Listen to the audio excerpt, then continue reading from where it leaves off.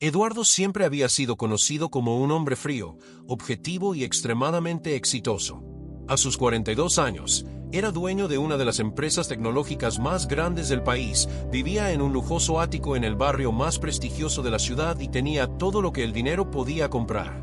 Autos importados, relojes que costaban más que apartamentos, cuadros de artistas de renombre decorando cada pared. Todo, menos el tiempo. La trayectoria de Eduardo hasta ese momento había sido impresionante.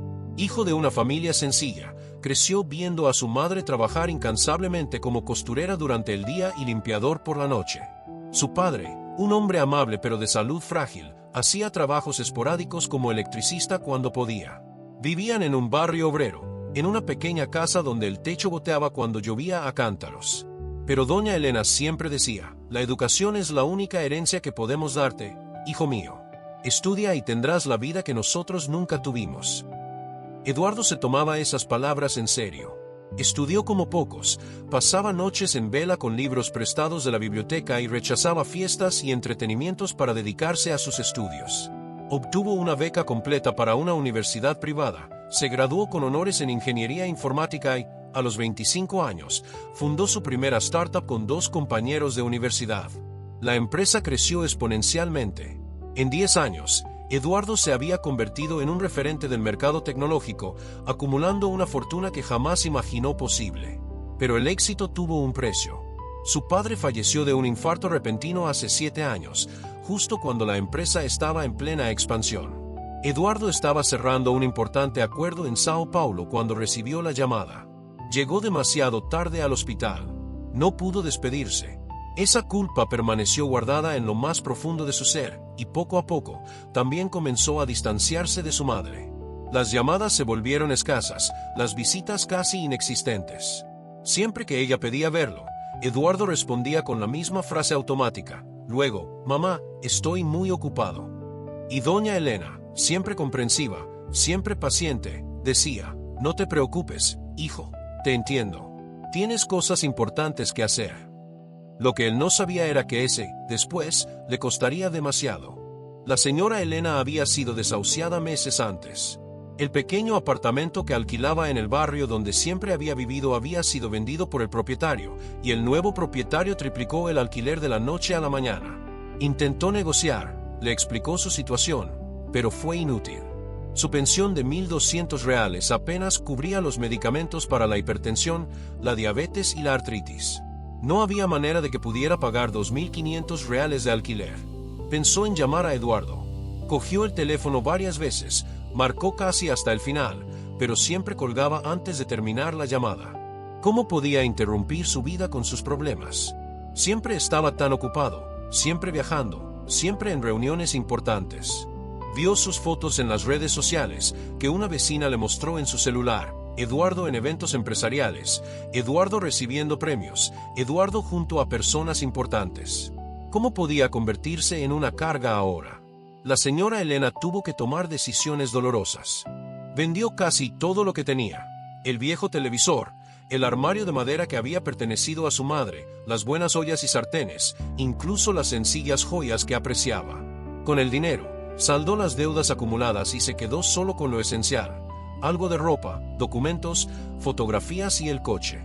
Ese viejo sedán azul que su marido había comprado usado hacía 25 años, la única posesión que logró conservar hasta el final. Y así lo decidió. Si no tenía a dónde ir, el coche sería su hogar. Al principio, fue devastador. Doña Elena lloraba todas las noches, acurrucada en el asiento del conductor, mirando las estrellas a través del parabrisas empañado. Se preguntaba cómo había llegado a ese punto. Ella, que siempre había sido una mujer trabajadora y digna, que había criado a un hijo ejemplar. Sintió vergüenza, miedo, soledad. Pero poco a poco, desarrolló una rutina, una forma de sobrevivir sin derrumbarse por completo. Entonces, tomó una decisión dolorosa y silenciosa.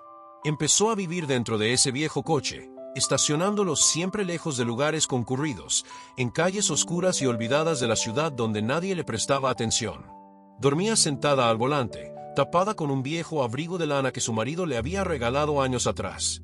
Durante el día, Se arreglaba en baños públicos, se peinaba con cuidado las canas, se pintaba los labios descoloridos y sonreía a los desconocidos, fingiendo que todo estaba bien. Siempre se repetía a sí misma, como un mantra: mi hijo ganó, ya no puedo ser un problema.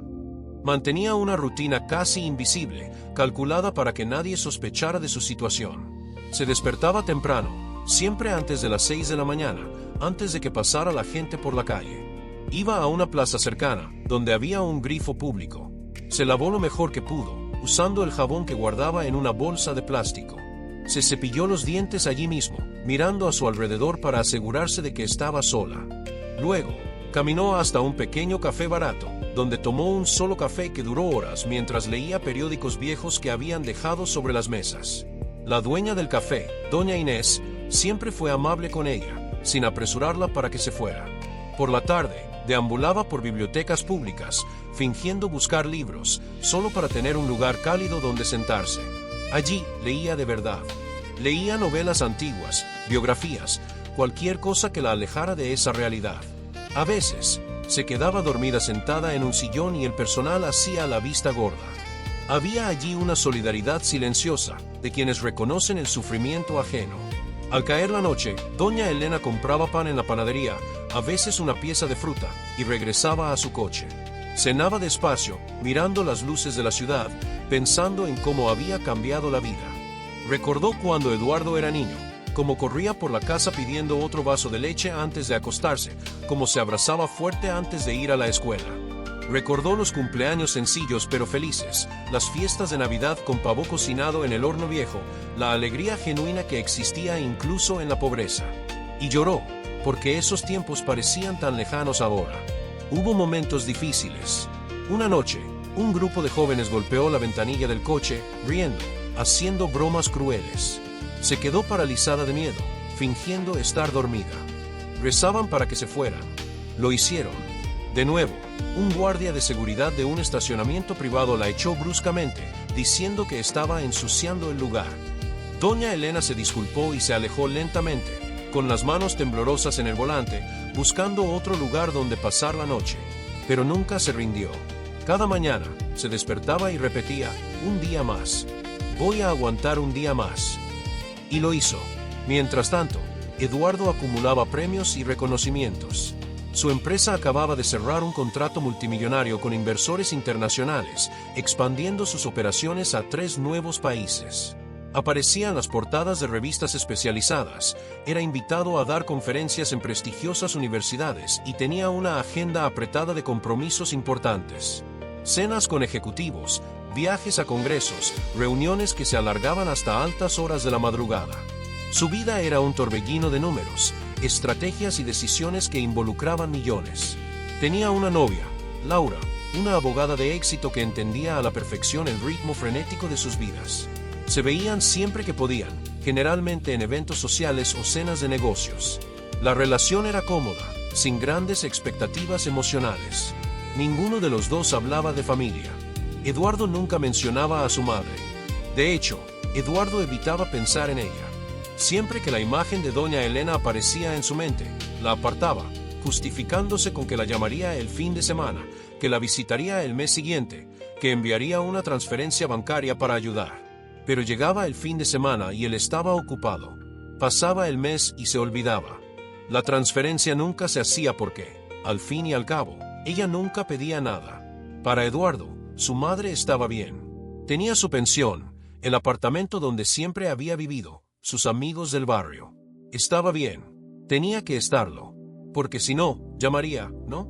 Pediría ayuda. Este pensamiento lo reconfortaba. Al mismo tiempo, lo liberaba de la responsabilidad de verificar. Pero ningún premio, ningún contrato, ninguna portada de revista llenaba el vacío que crecía en su interior. Simplemente no podía identificar qué era ese vacío. Pensaba que era cansancio, estrés laboral, falta de sueño. Nunca consideró que pudiera ser culpa, añoranza, arrepentimiento. Sin embargo, el destino tiene una forma cruel de enseñarnos. Una tarde lluviosa de jueves, Eduardo salió temprano del trabajo. Estaba cansado, irritado con un compañero que había discrepado con él en una reunión.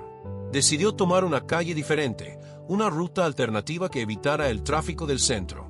Mientras conducía su coche importado, la lluvia golpeaba con fuerza contra el parabrisas y solo pensaba en llegar rápido a casa, tomar un whisky y olvidar ese día.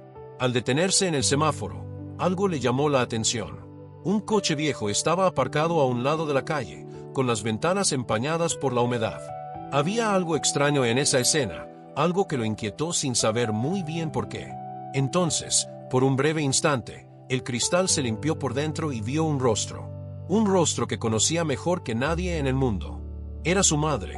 A Eduardo se le paró el corazón. Por un momento, pensó que se equivocaba, que el cansancio le jugaba una mala pasada. Pero cuando el semáforo se puso en verde y empezó a avanzar, doña Elena giró la cara hacia él. Sus miradas se encontraron a través de la lluvia, a través del tiempo perdido, a través del silencio acumulado. Ella intentó sonreír, pero le temblaban los labios. Él no podía moverse. Eduardo aparcó el coche descuidadamente, casi golpeando la acera. Salió corriendo bajo la lluvia torrencial, sin importarle el traje italiano que llevaba puesto, sin importarle nada más que esa frágil figura dentro del viejo coche.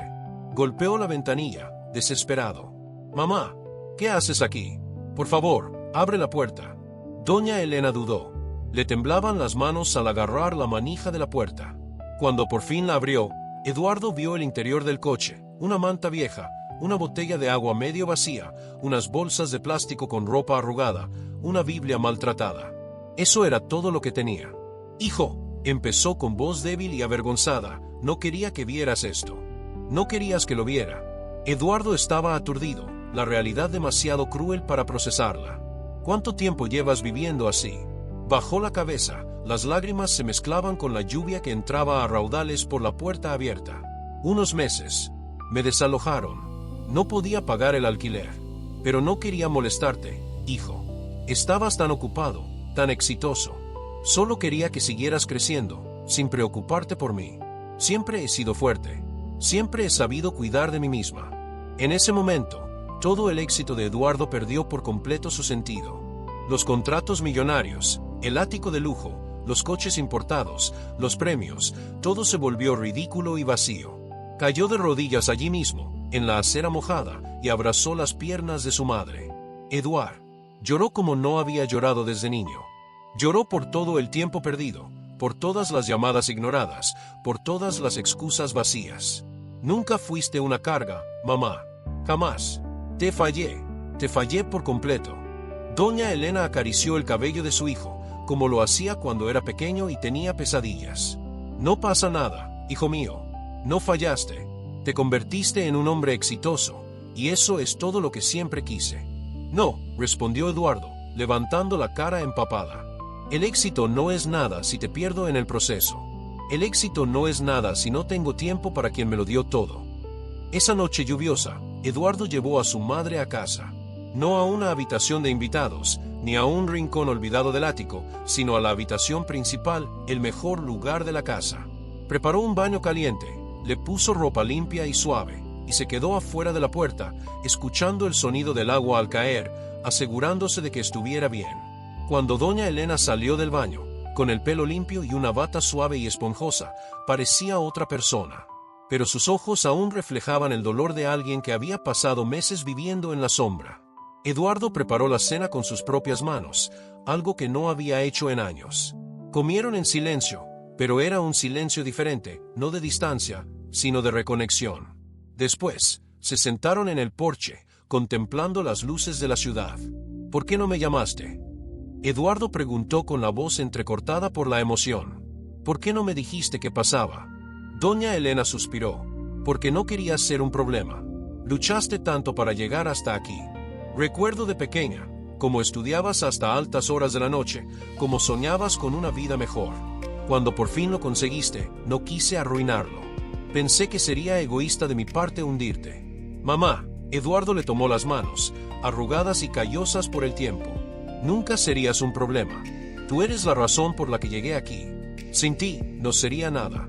Y si lo olvido, todo este éxito no vale absolutamente nada». En las semanas siguientes, Eduardo cambió radicalmente. Canceló reuniones, pospuso negocios importantes e hizo algo que no había hecho en años: permaneció al lado de su madre. La llevó al médico, cuidó de su salud, escuchó sus historias, recuperó recuerdos perdidos. Descubrió que ella le había ocultado no solo su situación de vivienda, sino también problemas de salud, dolores que ignoraba por falta de dinero para el tratamiento. Cuanto más conocía Eduardo la realidad que había vivido su madre, más avergonzado se sentía. Pero doña Elena nunca lo culpó. Al contrario, le agradecía cada día por su reencuentro. Meses después, Eduardo tomó una decisión. Creó la Fundación Nunca Invisible, dedicada a ayudar a personas mayores abandonadas y a quienes vivían en sus coches por vergüenza, miedo o falta de opciones. La fundación ofrecía alojamiento temporal, asistencia médica, apoyo psicológico y ayuda para la reinserción social. Eduardo invirtió una parte importante de su fortuna en el proyecto y, aún más importante, invirtió su tiempo. Empezó a visitar los albergues personalmente, a hablar con los ancianos, a escuchar sus historias. Y en cada rostro, veía a su madre. En cada historia de abandono, veía su propio error. Pero ahora, estaba haciendo algo al respecto. La fundación creció rápidamente y ayudó a cientos de personas. Surgieron historias conmovedoras, niños reunidos con sus padres, familias reconciliadas, vidas salvadas. Eduardo se convirtió en una voz importante en la lucha contra el abandono de ancianos, y su historia con doña Elena inspiró a muchas personas a reevaluar sus propias prioridades. Una de las historias que más conmovió a Eduardo fue la de Seu Antonio, un hombre de 73 años que vivía bajo un paso elevado. Había sido ingeniero, tenía 2 hijas exitosas que vivían en el extranjero y simplemente dejaron de responder a sus llamadas. Seu Antonio dijo, con lágrimas en los ojos, pensaron que les iba a pedir dinero. Pero solo quería escuchar sus voces, saber que estaban bien. Eduardo logró localizar a las hijas, les explicó la situación y promovió un emotivo reencuentro. Las hijas llegaron llorando, cargadas de culpa y remordimiento, y abrazaron a su padre durante largos minutos. Ese abrazo sanó heridas que parecían imposibles de sanar.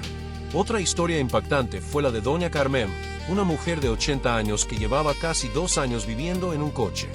Había criado sola a 4 hijos, había trabajado como empleada doméstica toda su vida y, cuando enfermó, todos pusieron excusas para no cuidarla. No quería ser una carga, dijo. La fundación no solo la acogió, sino que también organizó una reunión con sus hijos. 2 se negaron a ir, pero los otros 2 sí. Fue difícil, hubo discusiones, acusaciones, pero al final aceptaron cuidar de su madre por turnos. Doña Carmen salió de la fundación sonriendo, diciendo, pensé que iba a morir sola. Ahora tengo esperanza. Eduardo siguió cada caso personalmente. Pasó horas hablando con las personas mayores, escuchando sus historias, aprendiendo de sus experiencias. Y en cada rostro, veía a su madre. En cada historia de abandono, veía su propio error. Pero ahora, estaba haciendo algo al respecto. La fundación también implementó programas educativos. Eduardo contrató psicólogos para dar charlas en escuelas y empresas sobre la importancia del cuidado de las personas mayores. Personas mayores, sobre cómo el abandono emocional es una forma de violencia, sobre cómo los pequeños gestos marcan la diferencia. Él mismo participó en estas charlas, contando su historia sin filtros, sin ocultar la vergüenza que sentía. Lo tenía todo, decía ante un público abarrotado, pero casi pierdo lo que realmente importa. No dejes que el trabajo, el dinero ni el orgullo te alejen de quienes te quieren. Las charlas conmovieron profundamente a la gente. Muchos salieron de allí llamando por teléfono a sus padres, abuelos, tíos a quienes habían desatendido. Eduardo recibía mensajes a diario de personas que le agradecían, diciendo que su historia les había cambiado la vida, que se habían reconciliado con sus familiares gracias a su ejemplo. Pero, sobre todo, recuperó algo que el dinero no podía comprar, el tiempo perdido con quienes más lo querían. Todas las mañanas, antes de ir a trabajar, Eduardo tomaba café con su madre. Los domingos, cocinaban juntos, reviviendo viejas recetas.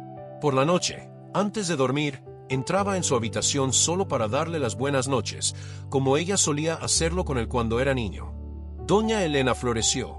Sus ojos brillaron de nuevo, su sonrisa se iluminó y por fin se permitió descansar, sabiendo que no era una carga, sino el tesoro más preciado de alguien. Un año después de su reencuentro, durante la cena de cumpleaños de doña Elena, Eduardo brindó.